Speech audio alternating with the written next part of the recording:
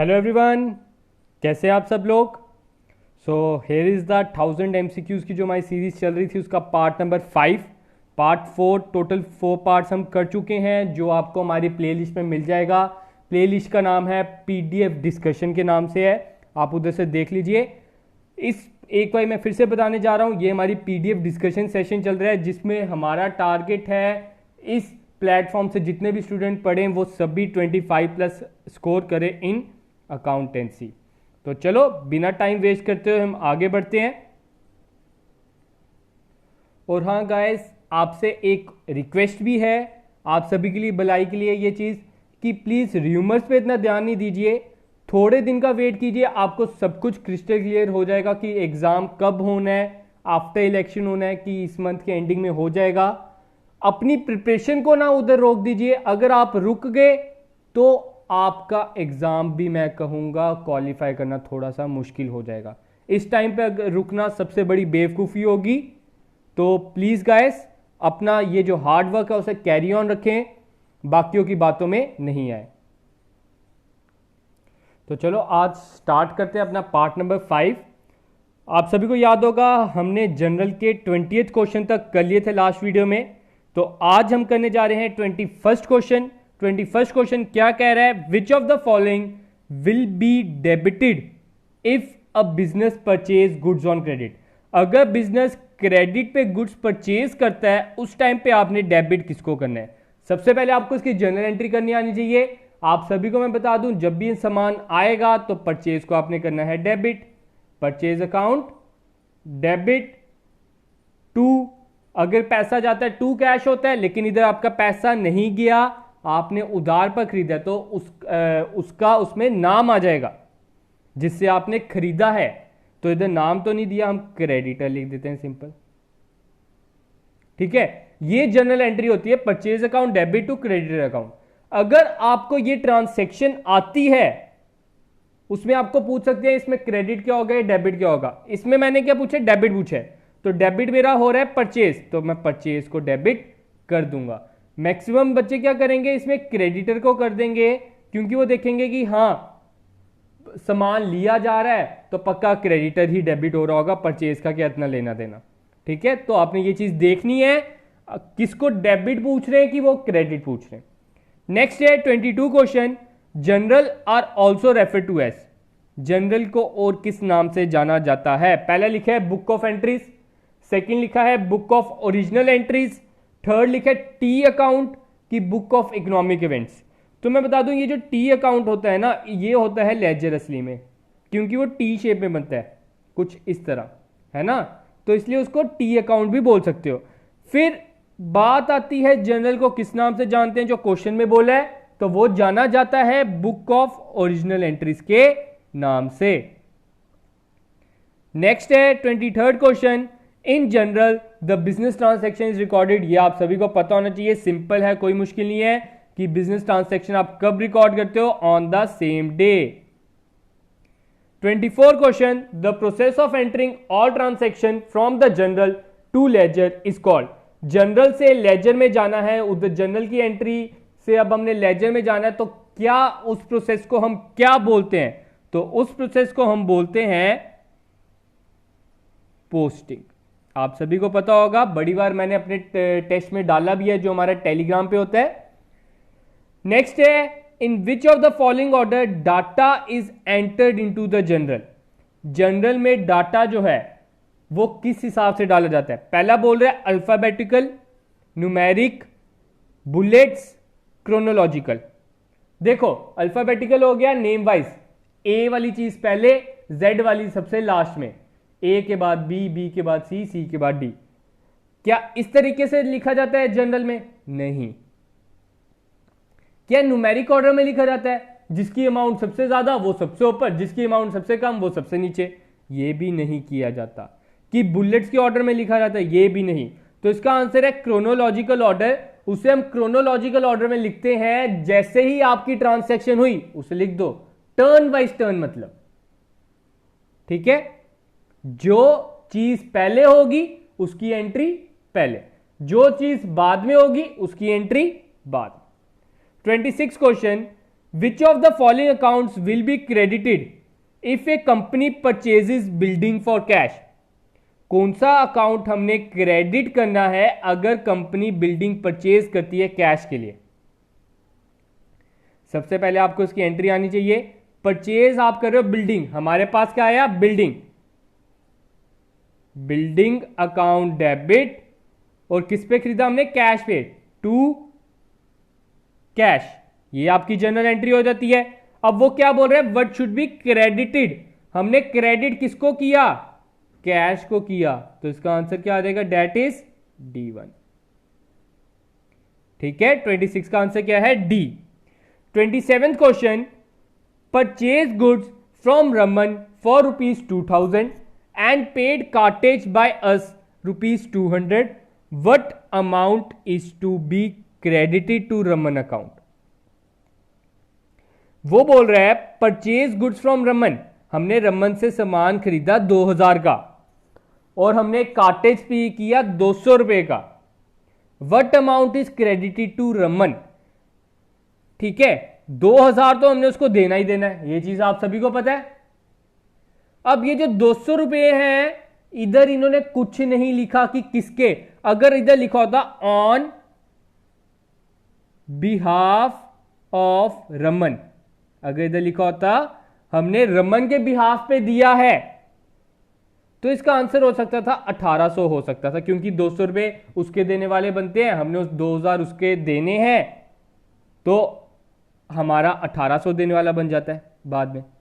लेकिन ऐसा कुछ नहीं है, हम उस किसी के बिहाफ पे नहीं दे रहे, हम अपना ही खर्चा पे कर रहे हैं 2000 का। मतलब ये 200 का अपने हमारा अपना खर्चा है, किसी के बदले मैंने पैसे नहीं दिए। ये कहीं लिखा है?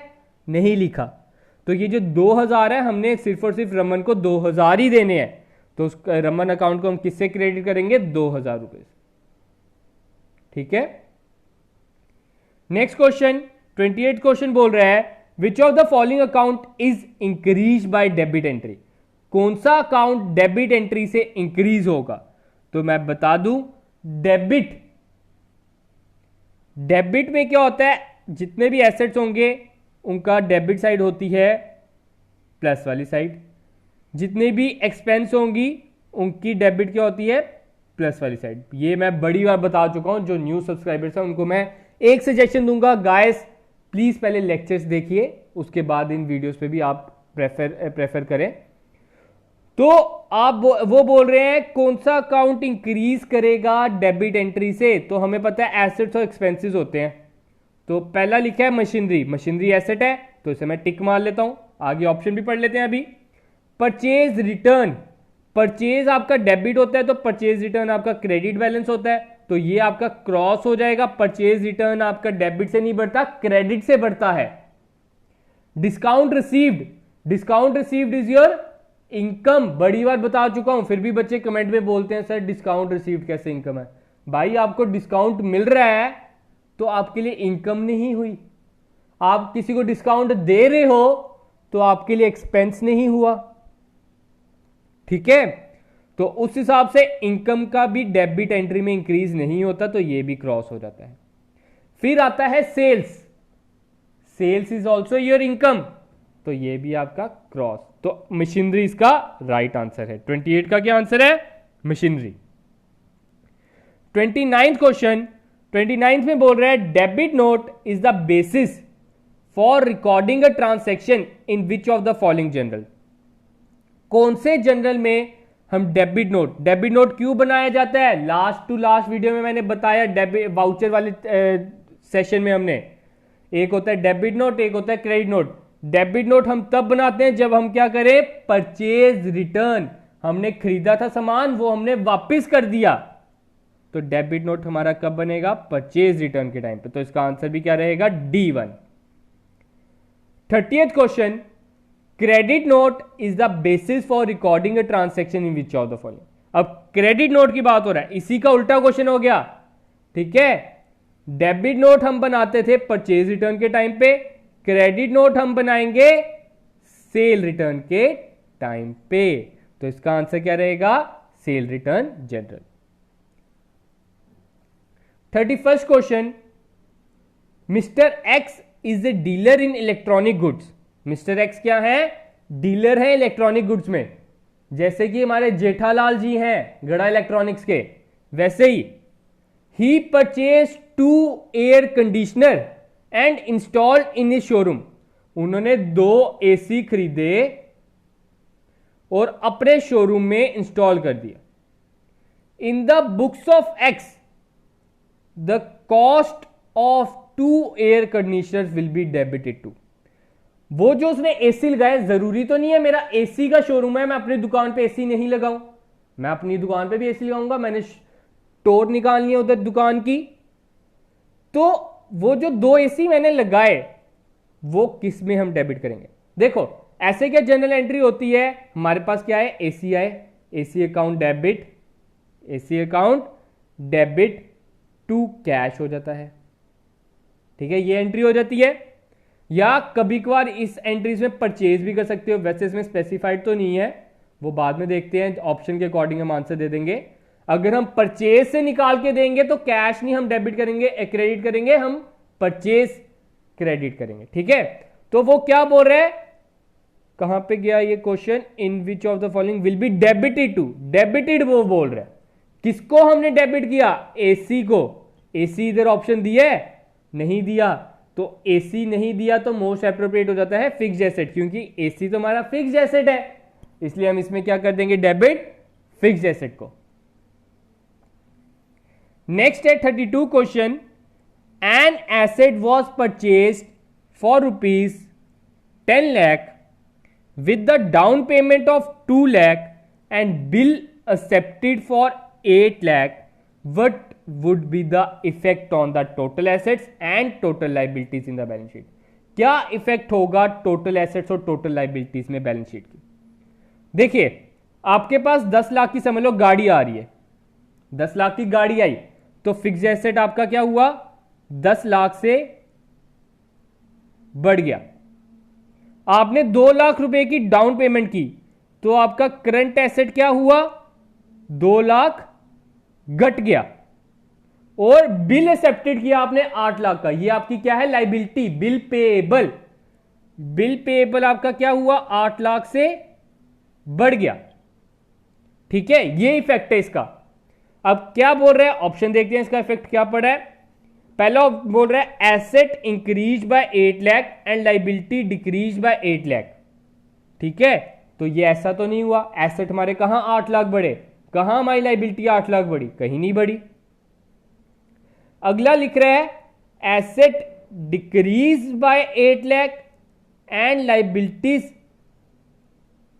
Increase by ₹8 lakh. एक डिक्रीज दिया है, दूसरा इंक्रीज दिया है, ऐसा भी नहीं है, दोनों के दोनों 8 लाख बढ़े हैं।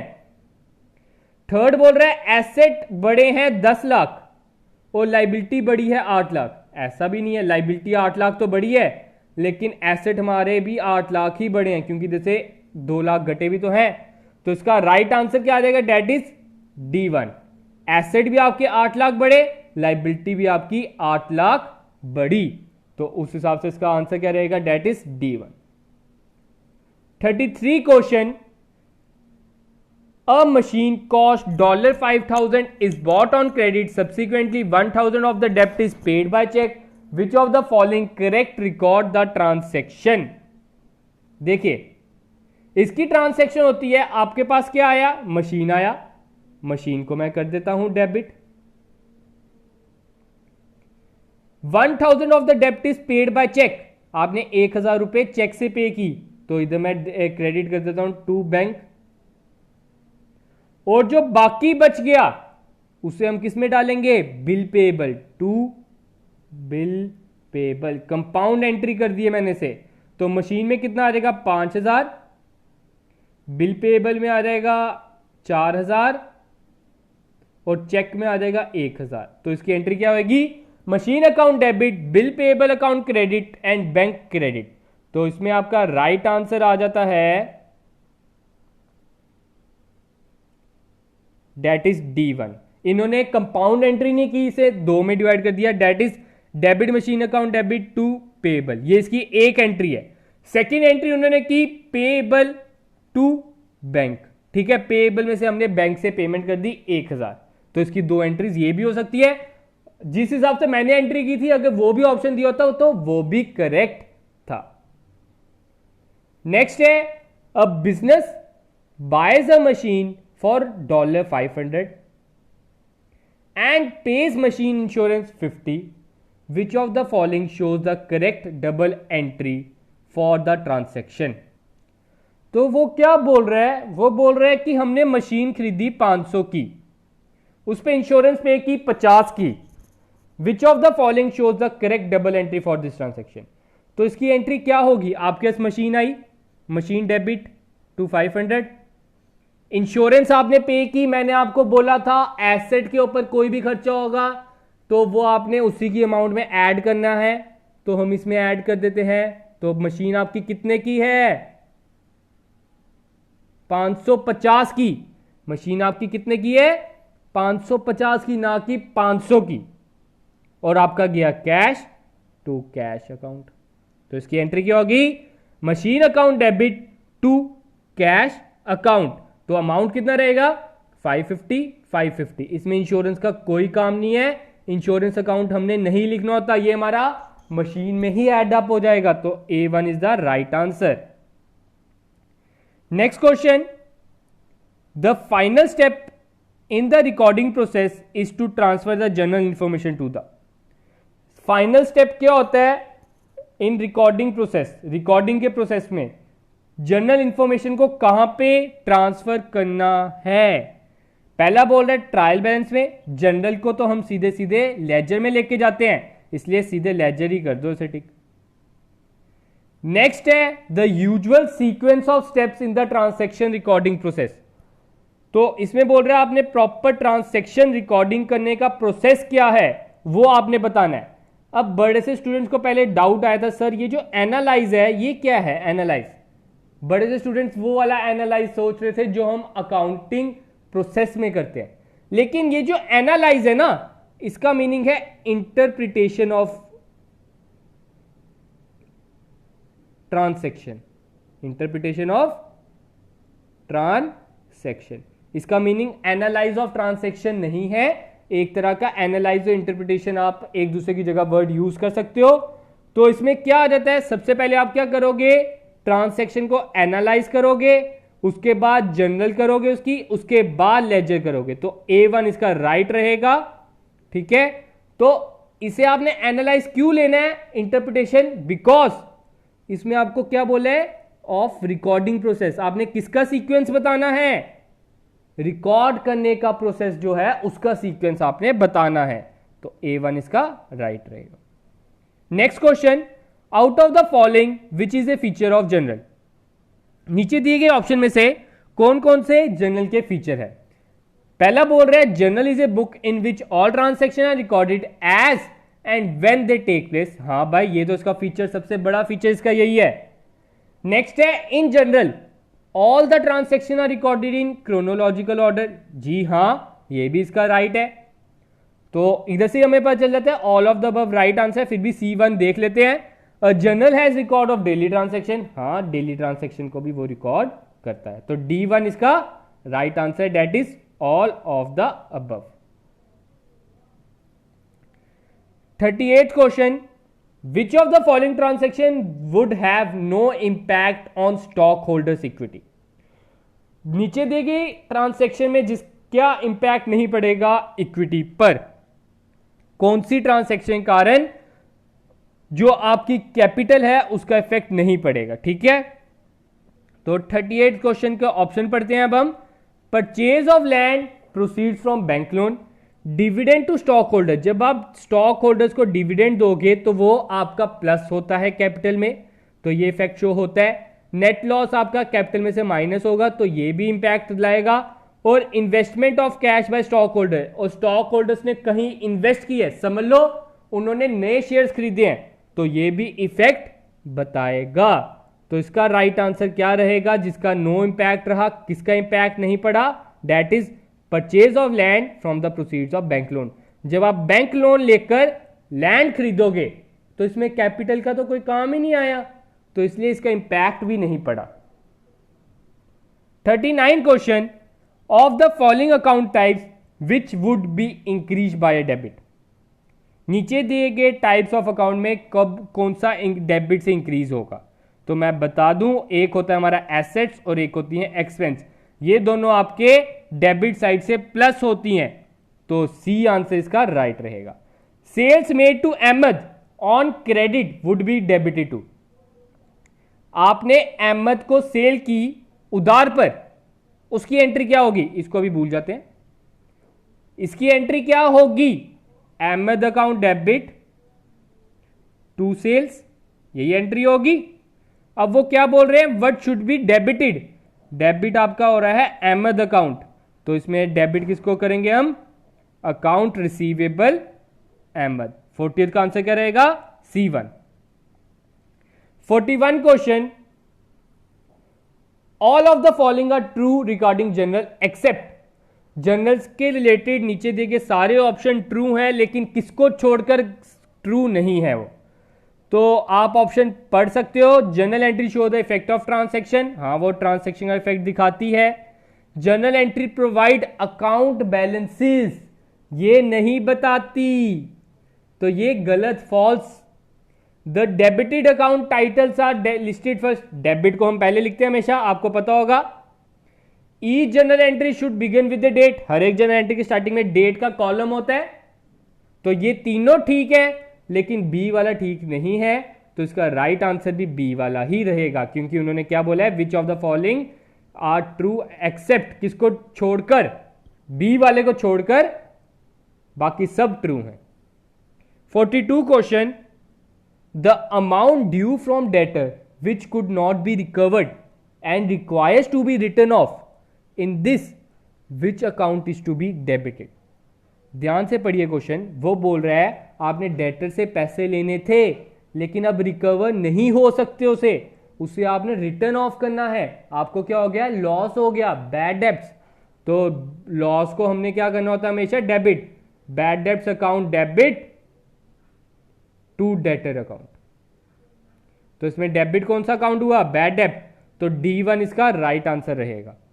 43rd question, the journal entry to record purchase of equipment for 20 in cash and 80 in credit.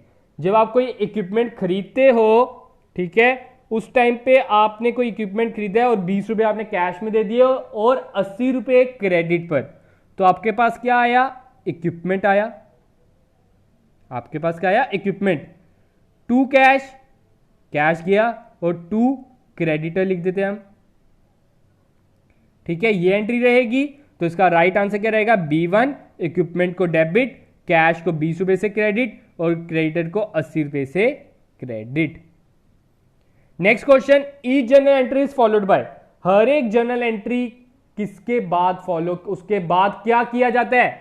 आप सभी को पता होना चाहिए, दैट इज नरेशन, जिसमें हम लिखते हैं, नरेशन में लिखते हैं ना हम लिखते हैं एंड में कि जब हम एक बार ट्रांसैक्शन कर लेते हैं, फिर नीचे ब्रैकेट में लिखते हैं बीइंग गुड्स सोल्ड, जिससे पता चल जाए कि हमने ये ट्रांसैक्शन क्यों की है, तो उसे हम क्या बोलते हैं? Narration.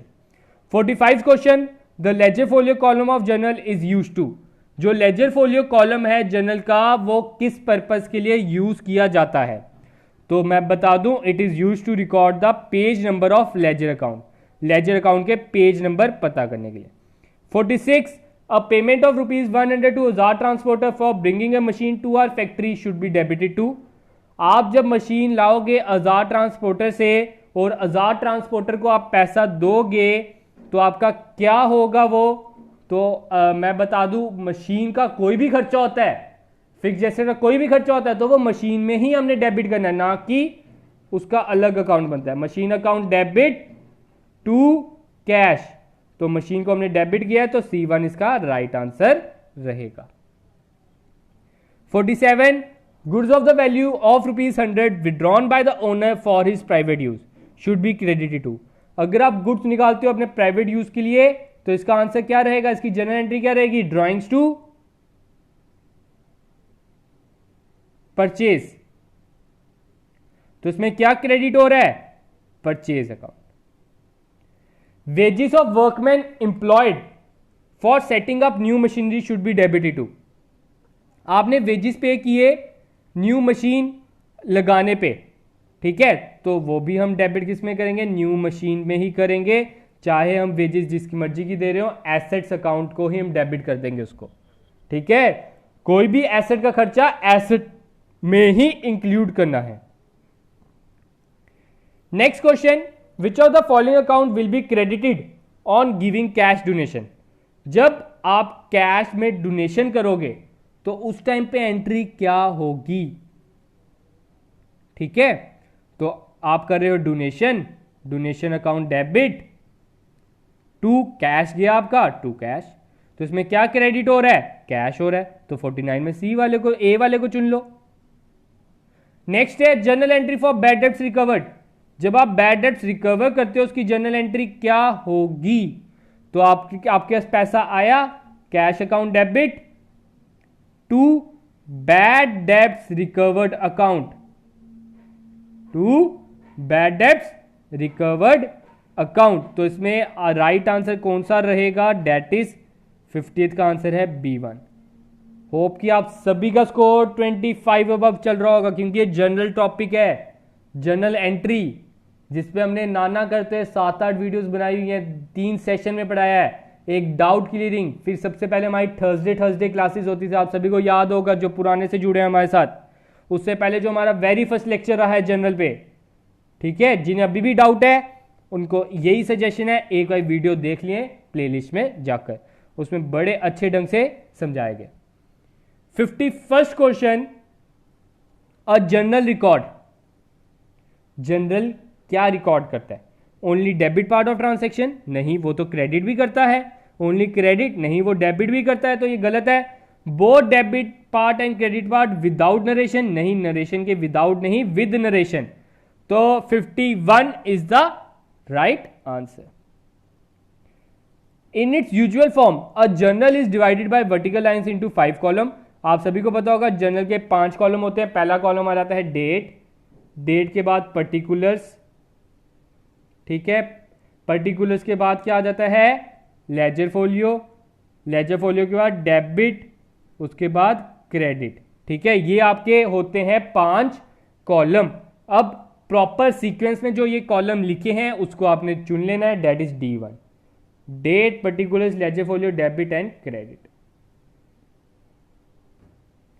Compound journal entry contains, compound journal entry में क्या होता है, तो कंपाउंड जर्नल एंट्री में आप सभी को पता होगा there is more than 1 debit entry और मोर देन 1 क्रेडिट एंट्री और बोथ, तो C1 इसका मोस्ट एप्रोप्रिएट रहेगा। इन्होंने लिखा सिर्फ ओनली डेबिट कि ओनली क्रेडिट, ऐसा नहीं है, ऐसा नहीं होता, डेबिट भी 2 हो सकते हैं, 2 क्रेडिट भी हो सकते हैं, 2 से ज्यादा, ठीक है, तो C1 इसका राइट है। Which of the following is the correct entry to record a cash purchase of 3000 from अमर। आपने परचेज की अमर से, कैश पर की है, जब पैसा आ गया नाम को भूल जाओ, हमें पैसे से लेना देना है और किसी से लेना देना नहीं है, तो purchase account debit to cash entry होगी, तो इसकी एंट्री क्या रहेगी, purchase debit to cash, that is C1। 54 का आंसर है C। 55, North buy goods from East on credit 6250, less trade discount 20%। Which one of the following is the correct double entry. तो आप इधर देख सकते हो ये है ट्रेड डिस्काउंट। मैंने आपको बताया था डिस्काउंट के टाइम पे हम ट्रेड डिस्काउंट को नहीं लिखते, बस और बस उसकी अमाउंट हम माइनस करेंगे। तो 6250 में से हम 20% माइनस कर देते हैं तो आंसर बन जाता है 5000। हमें डिस्काउंट लिखना नहीं है ट्रांसैक्शन में, अमाउंट चाहे हमने लेस करके लिखनी है, तो इसकी राइट एंट्री क्या रहेगी, that is B1, purchase account debit to East, amount कितनी 5000। Next question, Ram has a balance of 5 lakh on his creditor ledger account at the end of March, what does it mean. इसका मतलब क्या है, उसका creditor account बोल रहा है आपका 5 लाख रुपया बकाया है, तो इसका मतलब क्या है, दैट ही ओज 5 लाख टू हिज सप्लायर, इसका ये मतलब है कि उसने अपने सप्लायर्स के 5 लाख रुपए देने वाले बनते हैं, या उसने उसका लोन लिया हुआ एक तरह का 5 लाख रुपए का अपने सप्लायर से। 57 received rupees 1000 from Dinesh in full settlement against the amount due from his 1,1050. Which journal entry correctly records the above transaction? कौन सी जर्नल एंट्री करेक्ट रिकॉर्ड करेगी? मतलब आपने फुल सेटलमेंट 1,50,000 रुपए लेने थे, लेकिन आपने लिए कितने? 1,000। तो इसमें आपने क्या किया? डिस्काउंट दिया। तो इसकी एंट्री क्या हो जाएगी? Cash account debit, discount allowed account debit to Dinesh account. ये एंट्री क्यों होगी? इसमें हमने डिस्काउंट क्यों बताया? क्योंकि ये आपका है कैश डिस्काउंट। आप में जब भी लिखा होगा ना फुल सेटलमेंट में, तो फुल सेटलमेंट के टाइम याद रखना वो होता है कैश डिस्काउंट, ना कि trade discount. 58th question, when cheque issue to Ram has been dishonoured due to some circumstances, then the account to be debited with will be. आप सभी को पता होगा जब आप किसी को चेक देते हो तो उसकी एंट्री क्या होगी? आपकी एंट्री हो जाएगी राम टू बैंक, ये एंट्री होगी। लेकिन अब क्या हुआ? आपका वो चेक बाउंस हो गया, डिसऑनर हो गया, तो इसकी ना उल्टी एंट्री कर देनी, मैंने आपको बताया था। तो एंट्री क्या हो जाएगी? Bank account debit to Ram. तो इसमें आपका डेबिट क्या हो रहा है? बैंक अकाउंट, तो B1 इसका राइट आंसर है। 59 goods destroyed in fire, the general entry will be. आपके गुड्स बर्बाद हो गए आग लगने के कारण, तो इसकी जनरल एंट्री क्या होगी? इसके देखो, आपको नुकसान हो गया, loss due to fire, debit to. अगर तो आपका कैश बर्बाद होता तो मैं इधर लिखता टू कैश, लेकिन इधर कैश नहीं गया, इधर गया है आपका सामान, तो सामान की जगह मैं लिखूंगा परचेज। तो इसकी एंट्री क्या रहेगी? Date is B1। 60th question, आज का लास्ट क्वेश्चन है, goods destroyed in fire ₹100 and insurance company paid the claim 50, journal entry would be. इसमें वो बोल रहा है आपका सामान जल गया 100 रुपए का, इंश्योरेंस कंपनी ने क्लेम किया 50 रुपए का, कि हम आपको 50 रुपए ही पे करेंगे इंश्योरेंस एज ए इंश्योरेंस। इसकी जनरल एंट्री क्या होगी? तो इसकी जनरल एंट्री होती है loss account debit, loss in fire account debit, bank account debit to purchase. देखो, बैंक में आपके पास आया 50 रुपए, नुकसान आपको कितना हुआ? 50 का, और आपका सामान कितने का जला? 100 रुपए का। 50 रुपए हमने कवर भी तो कर लिए, इसलिए वो बैंक में हम डेबिट कर देंगे। तो इसका राइट आंसर क्या है? B1। तो आज हमने 40 क्वेश्चन किए हैं। होप कि आप सभी ने एंजॉय किया होगा, और अपना स्कोर आप प्लीज कमेंट सेक्शन में लिखें, ताकि आपको पता चल सके और मुझे भी पता चल सके आपको हमारी वीडियो से कितनी मदद मिल रही है। आपको कोई भी डाउट है उसे भी आप कमेंट सेक्शन में लिखें। तो आज के लिए हम इतना ही रखते हैं। Thank you guys, have a good day and enjoy a day guys.